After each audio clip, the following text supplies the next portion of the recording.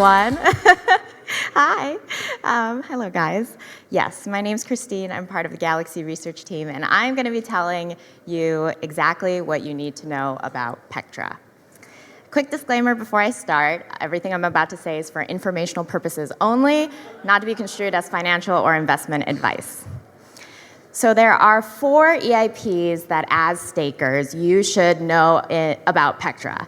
There are 10 EIPs in Pectra in total, but we're going to talk about the 4 main ones that are going to impact stakers. The first one is EIP 6110, Supply Validator Deposits on Chain. This EIP is going to remove an additional round of voting that happens every time a new validator is spun up on Ethereum.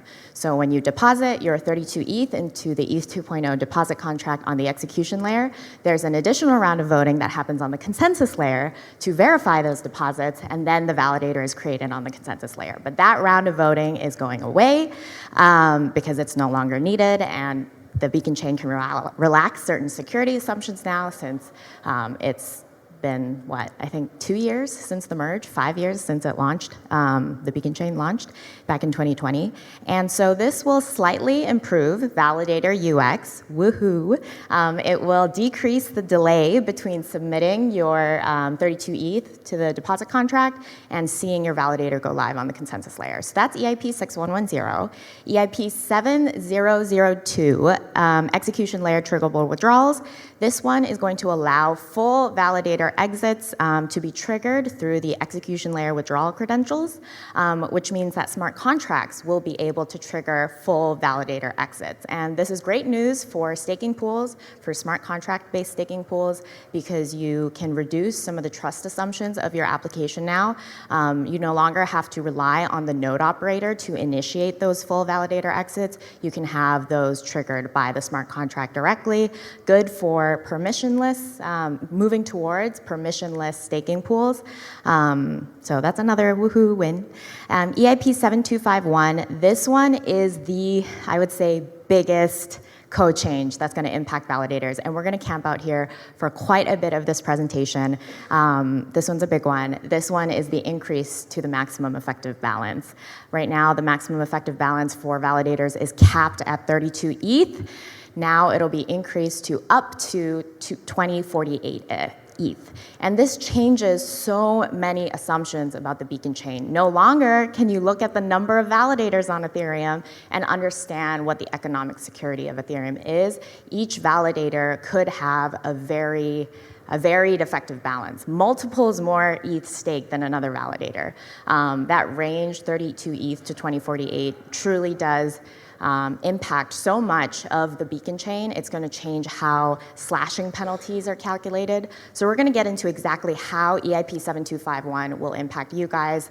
But one more EIP that I just want to highlight before we do very quickly is this last one, the one that says TBD.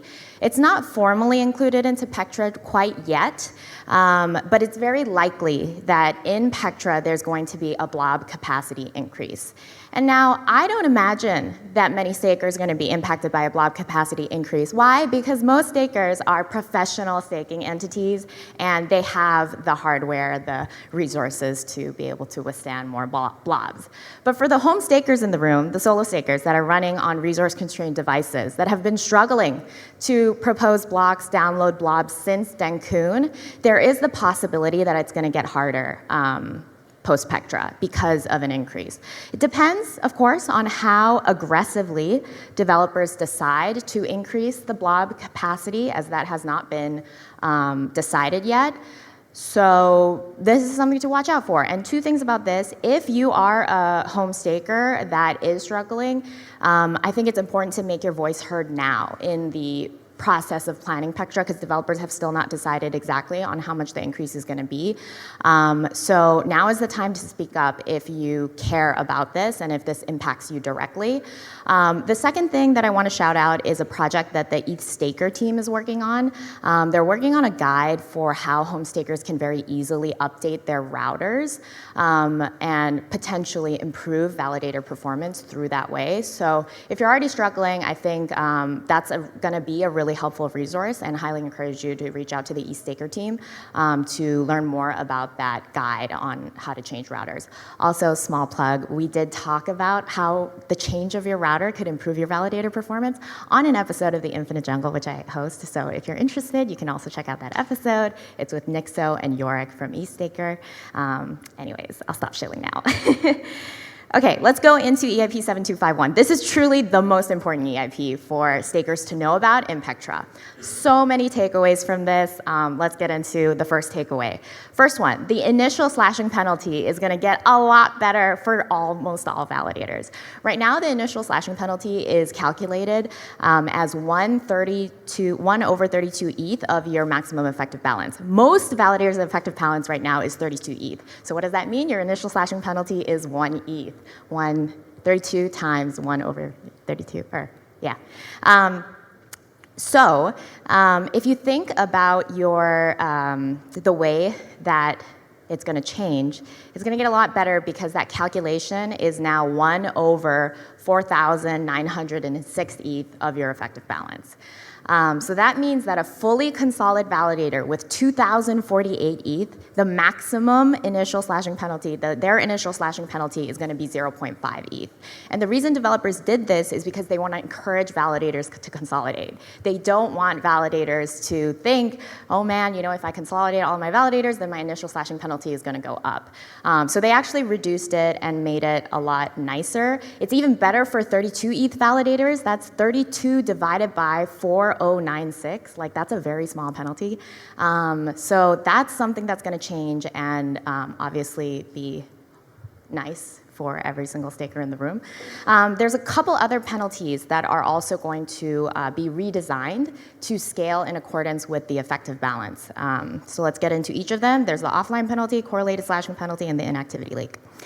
Offline penalty, super simple. The offline or attestation penalty just scales linearly with your effective balance. So the higher your effective balance, the higher your offline penalty. See, there's a lot of constants in that calculation. Base reward obviously adjusts according to what the network price is ever since EIP 1559.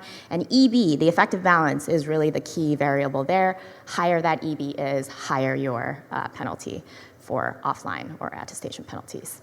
Correlated slashing penalties. This one is a little bit more complicated, a lot of text on the screen, but don't worry, I'll go through all of it. There are two ways that developers could calculate the correlation penalty under EIP 7251, and one of those ways, the one right at the bottom here, is a lot more favorable to large validators. Now, I think that developers, I shouldn't even say I think, but developers obviously want to encourage consolidation, so they may go for the second calculation. However, it's not clear which one of these that they chose. Developers have already started implementing EIP 7251. They've run it on multiple devnets, but the latest Pectra specifications do not make it clear which of these calculations they're using, and I've actually asked many developers, and I'm still waiting on a response. So I'll get back to you guys on which one they ended up going with. Mike, please respond to my messages. But funnily enough, the takeaways for the way that the correlated slashing penalty is changing, two of those takeaways, it doesn't matter whichever one, the takeaways are the same. So let's get into both of them, and then I'll talk about the third point. The first takeaway, for the correlated slashing penalty, you could be slashed your entire effective balance. That is the maximum amount penalty that you could get under this correlated slashing penalty, only if 1/3 of total ETH staked becomes slashable. So if 1/3 of all validators on Ethereum are suddenly double proposing blocks, going against the rules of the network, the maximum penalty will apply to them. Their entire effective balance would be slashed in that case. So the way that in both calculations, the maximum for your correlated slashing penalty is when 1/3 of the total ETH stake is correlated with your slashing event. So yeah, if you're a validator and 1/3 of all other validators are also slashed at the same time, you're screwed. Your entire effective balance is slashed. So that's the max. The other extreme is if you are a single large 2,048 ETH validator and you get slashed but no other validators get slashed with you at the same time, the correlated slashing penalty will obviously be 0. But it's also true that if you have a lot of small validators, many small 32 ETH validators, all slashed at the same time, more likely than not, the correlated slashing penalty will be 0. Why? Because the way that the correlated slashing penalty is calculated in both of these diagrams is through a type of math called integer division. So if the numerator is smaller than the denominator, the correlation penalty will always be 0. This is kind of a way where you divide and you always discount the remainder of that value. So if the remainder of 0.50, the remainder is the 0.50, then the basically result of your calculation will just be 0. So that's why if it's just an isolated slashing event, if you run the numbers and you run the numbers assuming that the total ETH staked is 24 million, that means that if one 2048 ETH validator gets slashed, one fully consolidated validator, if that validator gets slashed, assuming that there's 24 million ETH staked in the network, then there will be 0 correlated slashing penalties. However, if there's 2 fully consolidated validators that get slashed at the same time, under the top calculation, that means there will actually be a small correlated slashing penalty because there's 2 that were slashed at the same time. However, if developers decide to go with the second correlation penalty calculation, then the correlated slashing penalty actually takes a lot longer to kick in. But based on my calculations, if you assume that there's a total ETH staked of 24 million, you would actually need 87 fully consolidated validators to trigger the correlation penalty. So obviously, the second one is a lot more favorable to large validators, but also all validators in general, which takes me to my third takeaway, which is that depending on which of these calculations developers end up going with, the second one would significantly reduce the correlation penalty for all validators, both small and large, even more so than what the correlated slashing penalty looks like now based on the number of active validators. So yeah, I hope that was clear. That was a lot of math, but basically, yes, this is how the redesign for the correlated slashing penalty is going to look like under the change to the maximum effective balance. That was the most complicated one. I promise we're almost done with the math.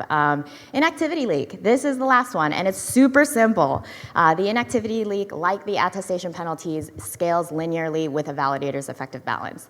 During an inactivity leak, the penalty increases the longer your validator is inactive for. So that's the inactivity score. It increases by 4 points every epoch. The denominator there are all constants, and those constants are not changing in Pectra. So the inactivity score bias, the inactivity penalty quotient, these are all just fixed constants, and that's not going to change. It will remain that random number there, 67,108,864. You can ask developers why they chose that number. But as you can see, the main change is really that now the effective balance is really going to be the variable that determines how large your inactivity leak penalty is in the beginning. The larger your effective balance, the larger your inactivity leak penalty. A couple of other things that you still need to know about max EV other than how your penalties are going to change. The calculation for the penalties are going to change. First one, developers have decided that there will be no custom withdrawal ceilings in max EV in EIP 7251. What does this mean? This means that your effective balance is automatically how much total ETH you've staked in addition to all of the rewards that you're getting.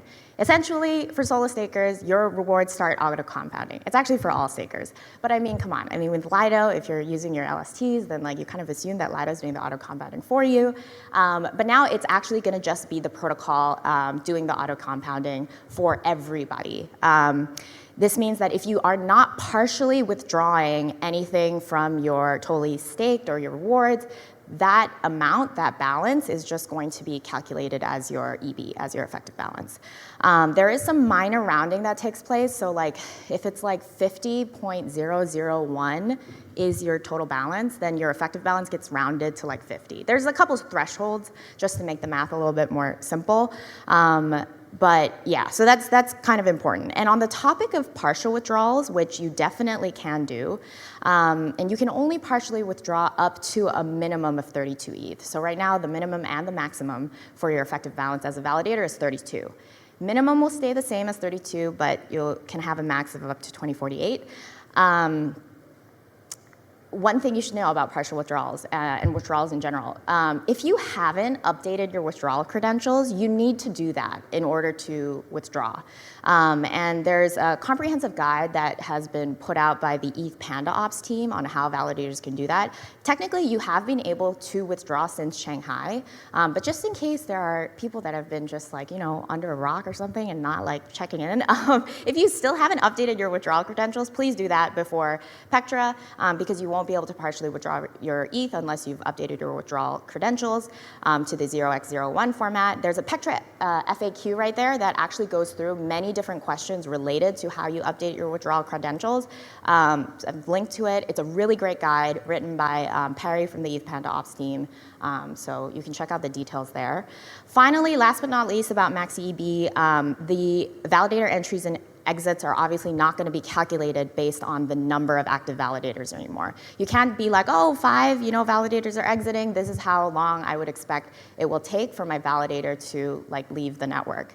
Now the churn entry and churn queues will all be based on the effective balances of validators. So if you have one very large validator that is fully consolidated, 2048 ETH, trying to exit, you could see a very long period of no validator exits, no other validators being able to exit until that one large one gets through the door first. So something to keep in mind, especially for people that are doing dashboards for calculating the validator churn, it's all going to be based on the effective balances of validators, no longer by the number of active validators. So yes, that is what you need to know about EIP 7251. I'm sure that was a lot for you guys, but I don't know. Okay, so this is the full list. We talked about the 4 that will impact the stakers the most. There's 10 in total that are going into Pectra. I'm not going to go into them. I actually did go into every single one of this in a prior presentation at DevCon, so if you're interested, you can go watch that. It was from day one.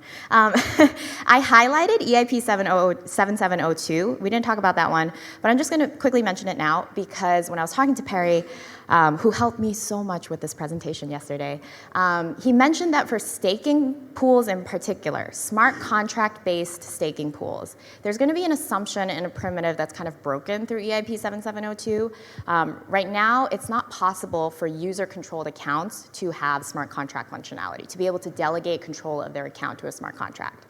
With EIP 7702, it will be possible for an EOA to temporarily give control to a smart contract, which means that if you are a smart contract developer and you're assuming that it will only be EOAs interacting with your account, only user-controlled accounts, that will change after Pectra. There could be EOAs that have delegated control, temporary control to a smart contract, that have delegated temporary control to another smart contract that's now interacting with your smart contract. So something to keep in mind in terms of the design of your staking pool, to know that EIP 7702 is activating and it could change some assumptions about EOAs. So yeah, that's the thing. This is a tentative Pectra timeline analysis. Again, I'm not going to go through this entire analysis except just to highlight that from what I know today, my best estimation is that Pectra will go live in sometime in April 2025. Obviously, there's a ton that needs to happen for developers to be ready for mainnet activation. So obviously this timeline will get updated. And if you want to stay up to date about how this timeline prediction is getting updated and changing, check out the Infinite Jungle or read my write-ups that I do of the ACD calls where developers are giving updates on how Pectra development is progressing. Based on what I know now, crystal ball looking forward, I would probably say around April 2025 is a realistic target. Very, very quickly in like 30 seconds, there's quite a bit of code changes that are in the running for Fusaka. Pectra used to be a lot larger than just 10 EIPs, And developers thought that Pectra was too big, too large, too risky to implement, so they split it into two. And two of those EIPs are already soft confirmed for the next Fusaka upgrade. One of them is an upgrade to the EVM, EOF, and another one is PureDAS. PureDAS is a major increase to the block capacity of Ethereum, but this one's a little different from just a straight up increase like what we'll probably get in Pectra. This one is designed to not overburden nodes and not increase the computational bandwidth, the computational requirements of running a node too significantly. So both of those are soft confirmed for Fusaka, but there's a couple others that could also be added into Fusaka that would also impact stakers. I'm not going to go into all of these, but I just wanted to show that there's quite a bit in the running for Fusaka. So as an outlook of kind of what you can can expect quite a bit of discussion and quite a bit of debate about what should be included in Fusaka. And also, given that Ethereum is becoming more complex over time and the ecosystem is growing, lots of new people, new faces, and more interest in what goes into the Ethereum development roadmap. It's not likely that developers will be able to ship 2 upgrades in 1 year. So knowing that Pectra is likely to go live next year, Fusaka is likely to go live then in 2026, perhaps. Which means that it's important also if you are a staker and you know that there are certain priorities or changes that you'd like to advocate for in the protocol in the next few years. This kind of development of Ethereum takes a long time. It's important to make your voices heard. These are a couple ways that you can get involved. And also, reminder again, please check out the Pectra FAQ that Perry so graciously has written. It answers a lot of additional questions you might have. And yeah, again, shout out to Perry and the ETH Panda Ops team for working on this presentation with me yesterday. And thank you so much, you guys, for listening. I hope you learned something about how to prepare for Pectra. Thank you so much.